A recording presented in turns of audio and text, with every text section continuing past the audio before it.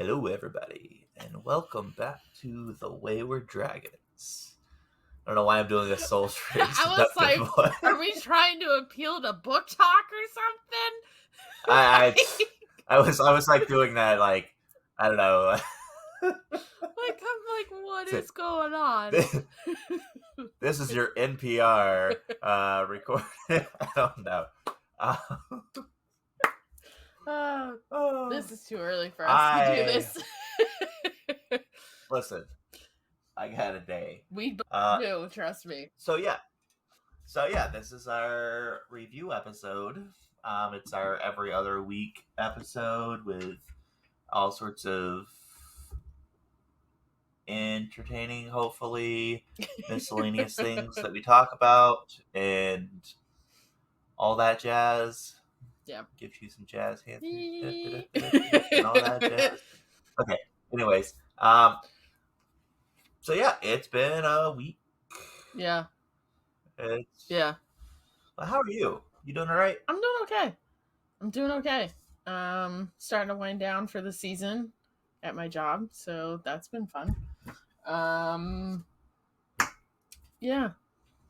Yeah, starting to slow down, getting ready for the holidays, even though this is going to come out way after Thanksgiving. So, just getting ready for the holiday season. Yeah, so happy belated Thanksgiving to all of our listeners in the States, and then happy, whatever day you're listening to this everywhere else in the world. Happy holidays. Happy whatever you celebrate. I don't know. Yeah, man. I don't know, man. It's like, so yeah, hey. How are you? Let's. I am. Yeah, let's rock and roll. I am here. Yeah, no, I'm here. I'm existing. Yeah. That's about it. How about yourself? You just asked me that. Oh yeah, I did. I feel that. If you're joining us for the first time, we're not usually the salute. We are sometimes, but it's like, I don't even freaking know. We literally both have just like woken up, and because of the days that we both have, are recording a lot earlier than we normally do. Yeah, so we have to talk about for stuff we've watched and read and junk. Yeah. Have you been reading anything fun or interesting or anything like that? I finished 4 books between the last time and this time. I hit my Goodreads goal for the year of 60, I think is what my goal was. So I finished The Night is Alive by Heather Graham. That's part of that paranormal romance series that I was reading, or still am reading, because here's the next one. Basically it takes place in Savannah or someplace close to that, and I wish this place was real, but it's a bar that's been around since the founding of Savannah, and it's covered in pirate memorabilia, like all of things pirate, and there are women that are dying, and they're showing up without their ring finger, which is a thing that pirates used to do and everything. So the ghost of the tavern helps them find out who's doing it, because the person doing it's impersonating the ghost. It's a lot of weirdness. But yeah, that one was pretty good. I just read those just for like my coffee beans, I guess. And then I listened to The Black Angels, the untold story of the nurses who cured tuberculosis. This is part of the Morbidly Curious book club. She's on Instagram. So basically it follows a group of Black nurses through like the 1920s up until kind of after civil rights movements and all that stuff kind of ends. But it follows how, one, these nurses were very integral in us finding a antibiotic for tuberculosis, but everything that they faced as nurses.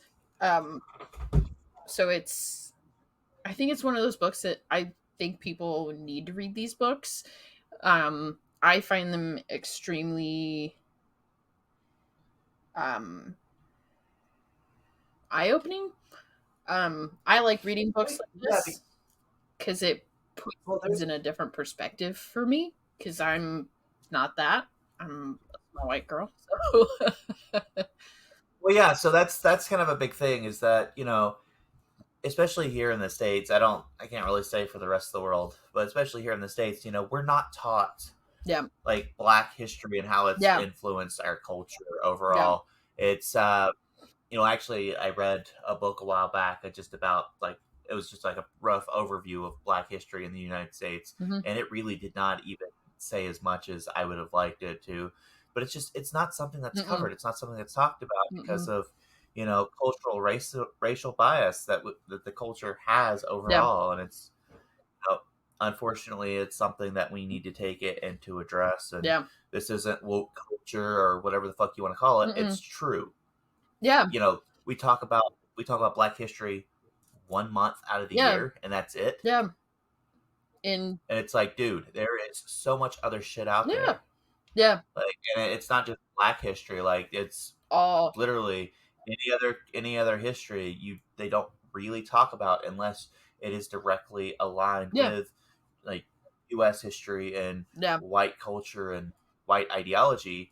You don't ever hear about it. No. And so it's so awesome to actually dig into that. And I mean, like, even if you just look at like a single culture and dig into their history, there's so many fascinating things out there, and there's so much we're not taught. And the more you learn history, the more you start questioning whether what you're taught is even right or not, because there's a lot that is miscommunicated or is not communicated at all, or is just blatantly a lie. So I found that one rather interesting because of how much they were kind of how do I word this? Like, they thought they were stupid, and these women were honestly just trying to make it in the world and trying to take as many opportunities that was given to them, and they helped find the cure for tuberculosis. So that way now, we don't have tuberculosis outbreaks and stuff. But just to listen to like what the mayor thought, or like the guy that was in charge of the disease control, well, let's just put everybody over here type thing. And it's a very eye-opening book. I like reading books like that. I'm currently listening to The Removed by Brandon Hobson. So my library that I go to does like a national heritage, like big national heritage display, or indigenous heritage, I'm sorry, for the month of November. So this was part of their display, but it talks about how this teenage boy named Ray Ray went to a mall, and at the age of 16, and he was shot by an officer. And it talks about, the story goes into all of his brothers, his brother and his sister, and the addiction that his brother goes through, and his sister trying to make it through life, and their mom with their dad. Their dad is suffering Alzheimer's. And just how culturally, like, they handle this type of stuff, but also to get justice for their son, because their son was shot by a cop, and he was not the one in the group holding the gun. It was actually his friend. So this is one of those other books that, like, it kind of makes you stop and think about our police force and like their culture and how they handle grief and stuff. I'm only a couple chapters into this, but the author won the author's a National Book Award finalist for Where the Dead Sit Talking. So I will probably read that next. But and I mean, it's really eye-opening type experience with that one.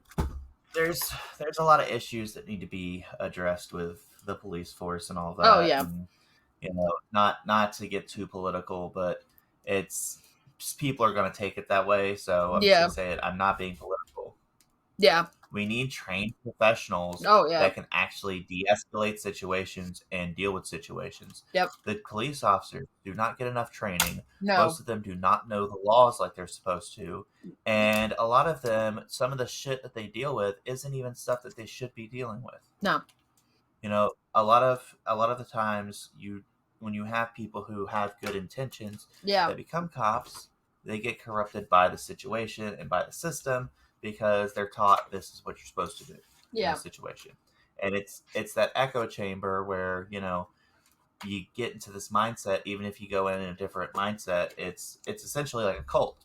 Yeah. Even if you have a different mindset, you're going to hear certain things all around you constantly, and that's what you're going to start to believe. That's what you're going to start feeling. It's, it's not a... It's a systematic problem. It is such a systematic problem. I know. And we need to take it, and we need to stop militarizing these police forces. We need to take the money that's going into militarizing it and get them proper training, get them psychological help, because some of the shit that cops see, I'm a huge proponent in everyone getting therapy, but especially when you see fucked up shit on a daily basis or deal with fucked up shit on a daily basis, you need therapy. Yeah. You need to know how to address that. Yeah. And then you need trained professionals that are actually meant for that situation. I mean, cops are not trained to deal with someone who has severe mental issues. Yeah, no. They're not. No. Like someone who's going through a schizoparanoid episode. Oh, yeah. And the cops treat them like a hardened criminal. It's only going to make it worse. No, that's not right. You're not helping at that point. You're not helping. But yeah, that's what I'm currently listening to. I like listening to that sort of stuff. I think it's thought-provoking for me. Yeah. To kind of get somebody's different culture, but a different perspective on things. And then I read Fragile by Lisa Unger, which is book 1 in the Hollow series. So I just don't know what her thing is of her writing men as just these horrible monsters. She probably has some trauma. That's probably her way of dealing with it. But unfortunately, this is the third book I have read by her, and the undertone is men are horrible monsters. Not all men are horrible monsters, but men are horrible monsters. But like the premise, the undercurrent of this book is secrets eventually come out, and secrets eventually slowly kill you and damage everything around you if it's that big and bad of a secret. The book starts out with, and she likes to jump timelines, but not tell you you're jumping timelines. You just have to be aware of what's going on, and I hate that. I'm like, I don't know if I'm gonna read another one, because but it's modern day, and couple she's a psychiatrist, and her husband's the main detective in town, and their son's like girlfriend goes missing, and the dad thinks their son's part of it in some way, and he's not, but the mom's like how could you like say this about our son and stuff. So it's a lot of like bickering back and forth between them, and then it's the dad and the son of like, you don't understand me, you don't love me type thing. How You're could you why are you accusing me of this? Because it wasn't him, it was somebody Are they else. doing it through text message? Like, you're like aggressively texting when you're saying it. Like, no. I'm just signifying. Fuck you, David. You're not a real dad. Like some thumbs. So you find out it's somebody else, but the other part is there was another girl that went missing when all the parents were in high school, and that secret gets out because it's the same family that did both. So ritual sacrifice. No, the men are just horrible. Like yeah, I'm not gonna spill all the juicy details, but yeah, I don't know if I'm gonna read another one by her. I'm giving it 3, and it's like the undercurrent is men are horrible. Every book you've written, men are painted as horrible assholes. Like, and some people just have trauma that's how they deal with it, unfortunately. Like, so I don't know. And then I finally finished Circe by Madeline Miller. That was a beautiful book. That was such a beautiful retelling. The audio narrator that they got for that, she does an absolutely phenomenal job. That is one of the most beautiful retellings of one Circe legend. Like, that was an absolutely beautiful retelling. They do such a good job. Cool. Like, that's all I can say. It is such a beautiful book that they've narrated. Like, yeah, it's great. Have you been watching anything? Bro, we talked about this. So, we've been watching Bodies on Netflix, okay? Because the trailer looked interesting, right? 4 different timelines.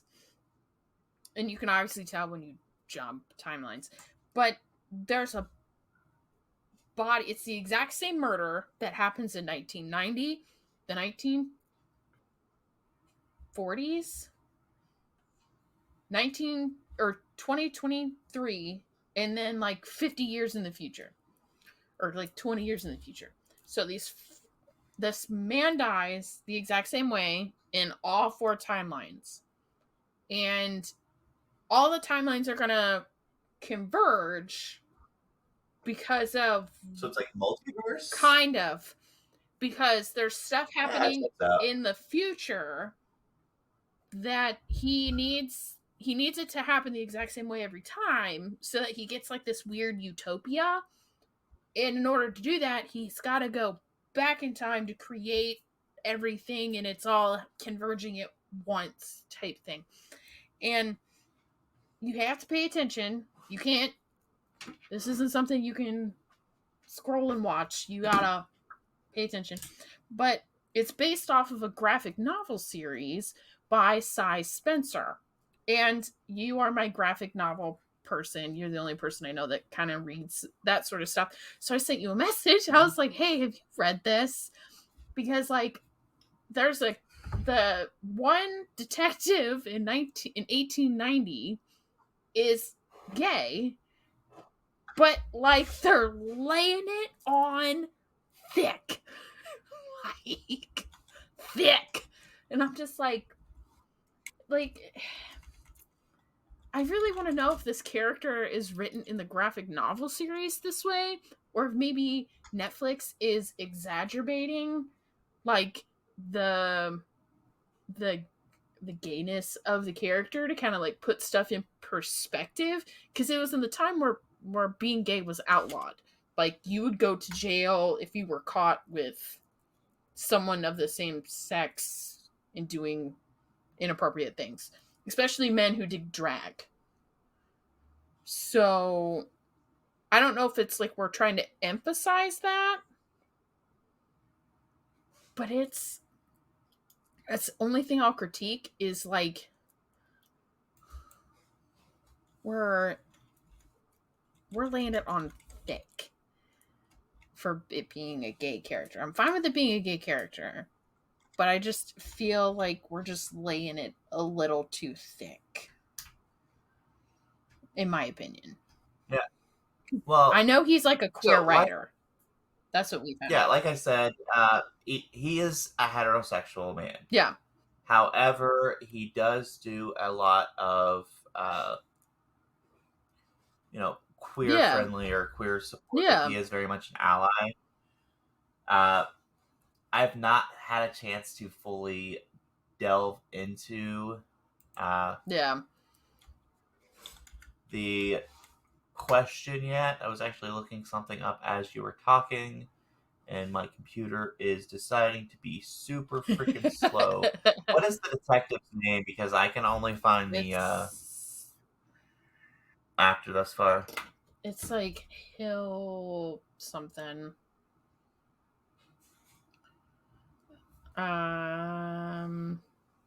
Inspector Edmund Hillinghead. Because that's my thing. It's like, I just feel like Netflix is just exaggerating. Like, I don't know. I understand that like there's blackmail that needs to happen in order for like the timeline to work. So I don't know if we're exaggerating, making this thing. I don't know. That character just, that timeline and that character arc just doesn't sit well with me. Like, I'm just like, are we needing to have, I'm fine with he's gay, but like, do we need to make him like super gay? Like, Google did not like that question. like, because I couldn't find anything on like the characters. It was just like the books and the show, and I'm like, okay, but I want like character like spreadsheets. Like, is he gay in the book? Like, or I would say give it a few months, like, and yeah, you'll have all sorts of spreadsheets. Yeah. So that's just that's what we've been watching.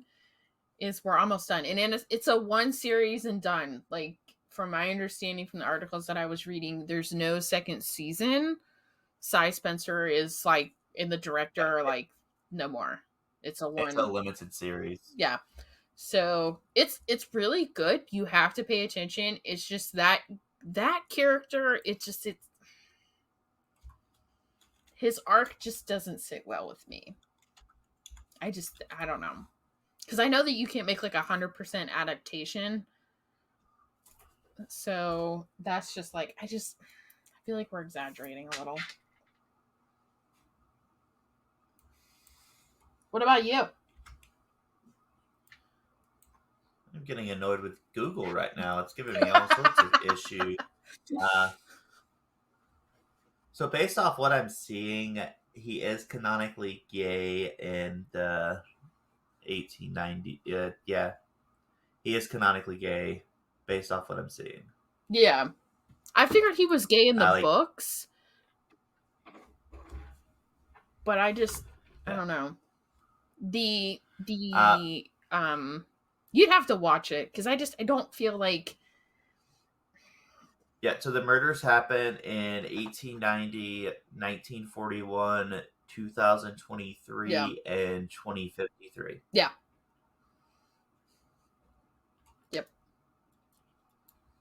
Because the main line that you keep hearing is "No, you are loved," and that becomes prevalent in the future. That's like the cult saying in the future. That's like the utopian world.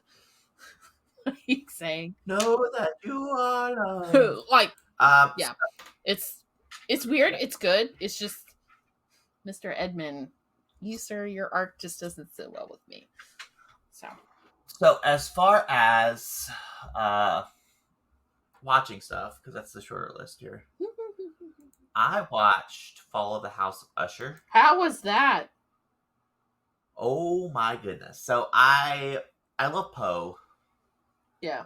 And they used a lot of imagery and references to Poe through it. Obviously, they had to, Yeah. but really well done, really interesting. The character dynamics were very interesting. I thought it was phenomenal. Okay. The guy who directed it, he's done a lot of like really popular uh, horror stuff, I guess, which is like Yeah. Haunting of Hill House Yeah, and yeah, yeah, yeah, yeah. Bly Manor. Yeah, but it was absolutely phenomenal. It's, of course, me being me. I in the first episode pointed out exactly who a particular character was, and I was right because it's me, and I can't not do that with my brain. But yeah, no, it Yeah. was even with that, and even with like I kind of called the ending of it in like the first two episodes. Yep. Which I mean they kind of give you the ending in a lot of ways, but I no, but basically they set up the ending, Mm-hmm. and then they're just like, "This is how we got to this point," which I thought was really cool. I like those. That's how this.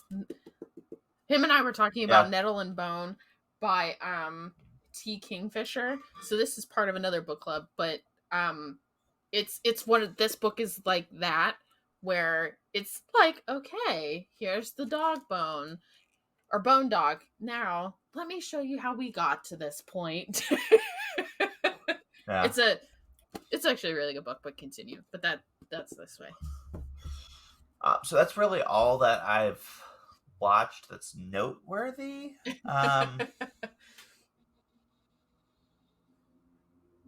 Yeah, that's all I watched that's noteworthy. I've been so I read Draken Prince, Drakon, and it's a lit RPG that he takes it, and the guy gets like finds out, oh hey, I'm actually secretly a dragon, and that people are are not always what they seem, type situation. Yeah. Uh, it is all right. Man, my Goodreads, I gave it 3 out of 5 stars. You gave it 4. I read S3. Dragon Prince by Jamie McFarlane. That's 3. Mine says 4. Well, that's false advertisement. Continue. I read Elantris, which is Brandon Sanderson book, and Brandon Sanderson, for those of you who don't know, obviously don't read any sort of fantasy novels. He's basically the biggest in fantasy now. Oh yeah. He somehow like knocks out like 2 to 3 900-page novels in a year. Like he's ridiculous. I don't know how he manages it. The man has a crazy mind. I've met him. Yeah. Super nice, entertaining guy, but I want to like crawl inside his brain and like how you work. But yeah, I yeah, I think he does a lot of drugs. he probably That's the only does. thing I can figure out. But the cool thing about his novels, though, is that all of his novels that are specifically his, they all take place in the same universe. Yes. So you'll have references to other books and book Yeah. series, and you'll be like, "Oh, this happened over here." And then if it's not a book series that you've read of his, or if it's not one that he's published yet, guess what? He's going to be publishing it. Yeah. Yeah. Yeah, and those who don't know, he's the one that finished The Wheel of Time. Right. He's the co-author to the end. I need to reread the first several books and get back into reading it, because I had an issue with the way the original author was doing it, but from what I understand, he changed the formula and it got better when he took over. Like, I got through 2 of those and went, no, I can't do this. This is dragging, and I stopped. Oh, I got through 8 of them, and it was like the same formula in every book. Like, I couldn't do it. I kid So, not. but apparently not long after that, it actually gets better. Yeah. So I read the Downloaded, which was an interesting one. I it's average. Uh, it was interesting. It's like the whole thing's done through like an interview process, and basically what had happened was, you have all these individuals that are, you know, or a couple of individuals that woke up that were supposed to be astronauts and were supposed to go through this long voyage, and they wake up and they're still orbiting Earth, and like their conscious is in like a perpetual AI type situation where they basically cryogenically freeze the body and Oh, put the mind into a computer, gotcha. and so they take it and they start to wake up and they realize, oh shit, we never left Earth. And then they realize that most of the population of Earth is gone, us, except for Mennonites.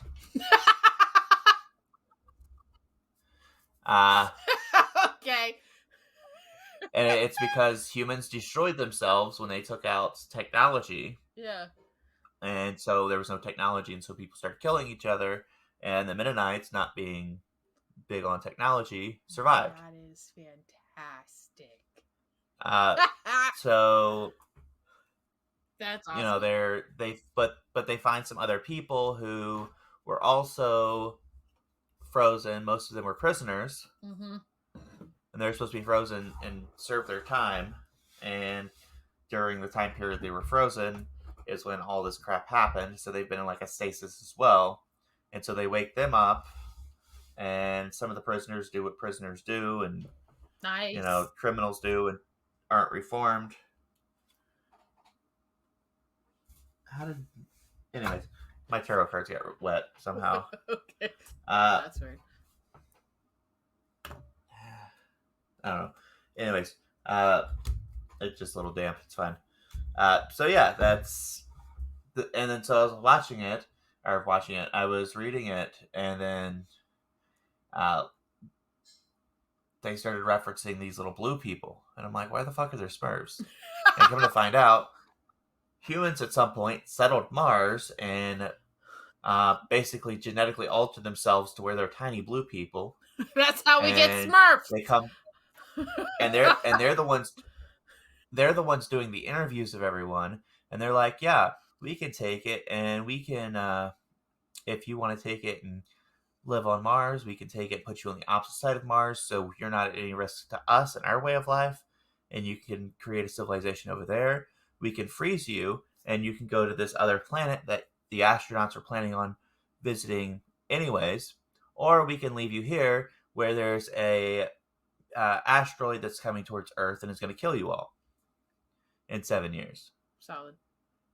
And I was just like, okay, that was kind of but it's the Downloaded because they download their minds basically from the cloud back to their bodies. That's good. Okay.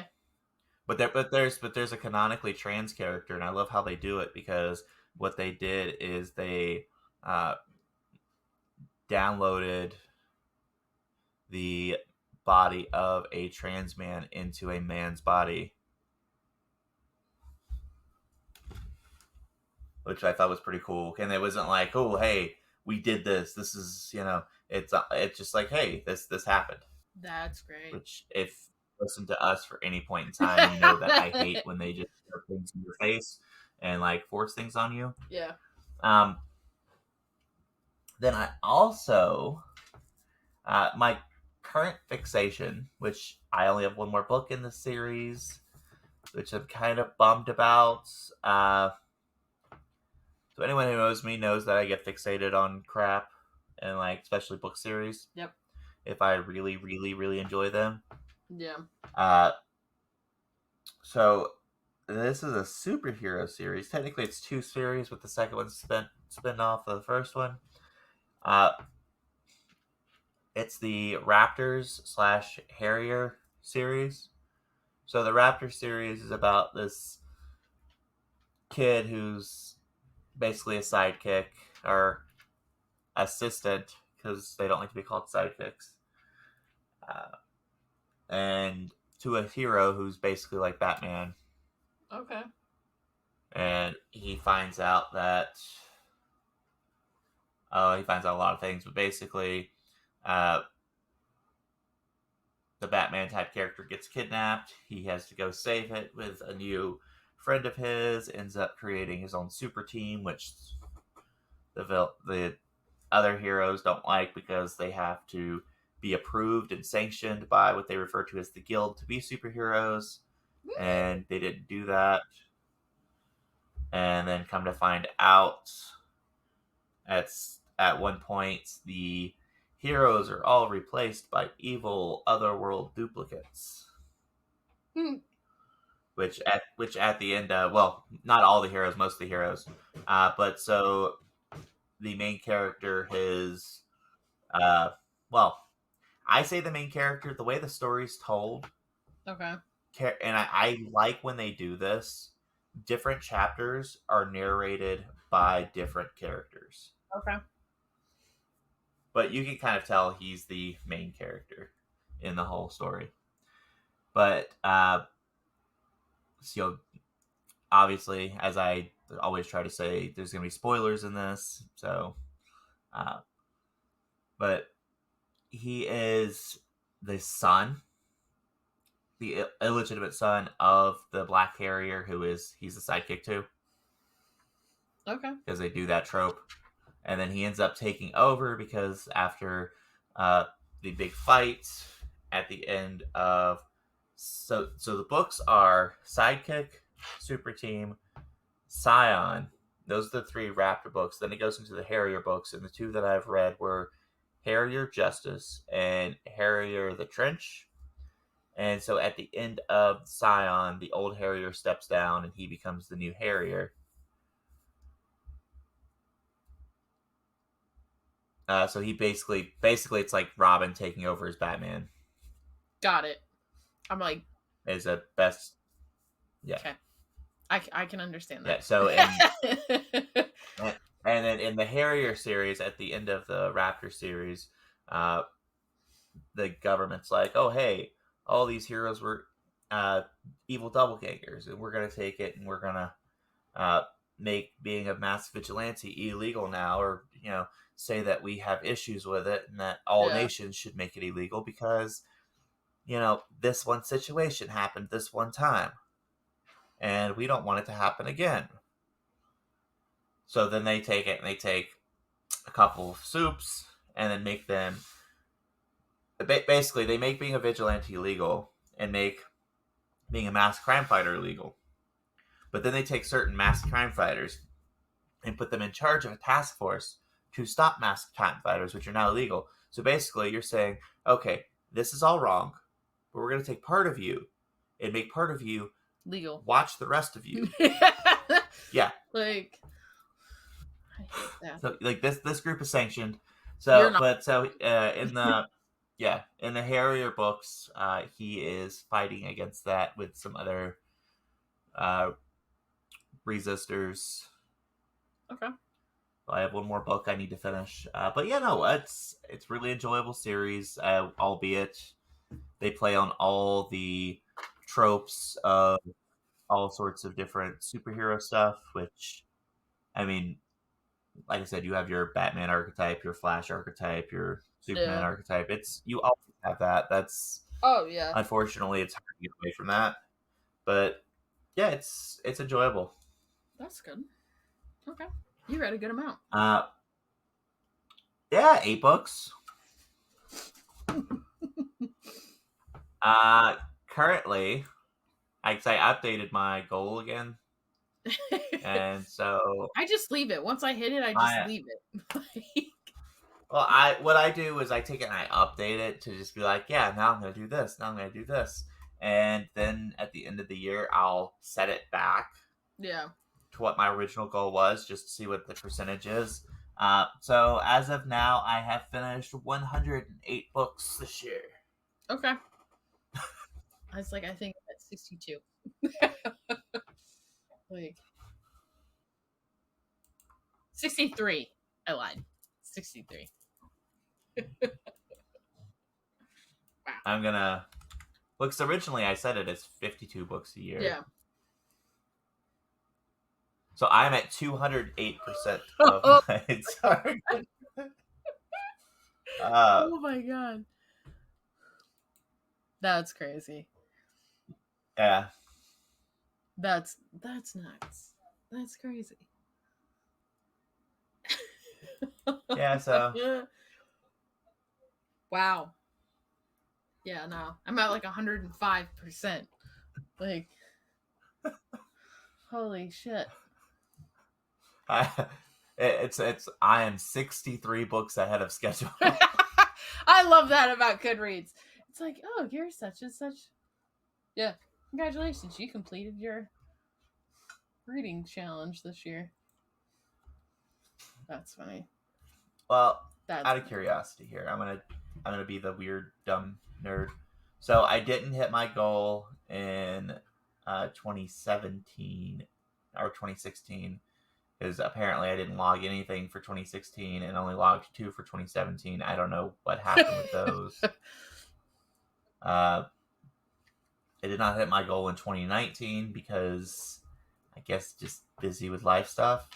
But every other year I have hit it or exceeded it massively. I didn't hit my goal in 2018 or 2021. I'm making up for all the lost time. Yeah. Apparently. Yeah, for real. But I think that's all we got. So, real quick. What? I'm going to do some real quick math.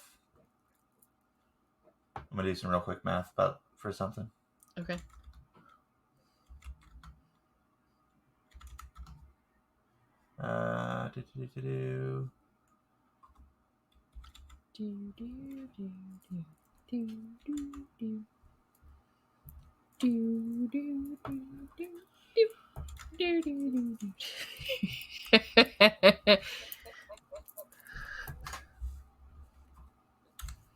Let's see. 1, 2, 3, 4, 5, 6, 7,